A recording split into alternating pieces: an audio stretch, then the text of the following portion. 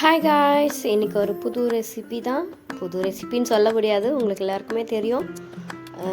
பாலக்கீரை கடையால் தான் நம்ம பார்க்க போகிறோம். பருப்பு வச்சுக்கோங்க, காரத்துக்கு ஏற்ற மாதிரி பச்சை மிளகா, மஞ்சத்தூள் கொஞ்சம், ஒரு வெங்காயம் கட் பண்ணி சேர்த்துக்கோங்க. அப்புறம் ஒரு தக்காளி சேர்த்துக்கோங்க. ஒரு தக்காளி எல்லாத்துக்கும் ஒன்று ஒன்று போதும். அதுக்கப்புறம் பாலக்கீரை நான் கழுவி வச்சுருக்கேன், அதுவும் சேர்த்துக்கலாம். நம்ம இல்லை விளக்கெண்ணெய் கூட ஊற்ற போகிறேன் நான். உங்களுக்கு வேணும்னா ஆப்ஷனல் தான், குளிர்ச்சி தானே, அதனால நான் ஊற்றிருக்கேன். நீங்கள் வேணும்னா ஊற்றிக்கோங்க, இல்லைன்னா தேவையில்லை. ஊற்றி எடுத்துக்கிட்டு ஒரு 5 விசில் 6 விசில் போட்டு வெயிட் போட்டு வச்சுருங்க.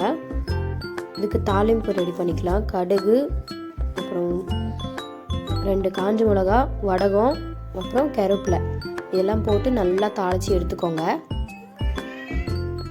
தாளித்து எடுத்து அதில் கொட்டிக்கலாம்.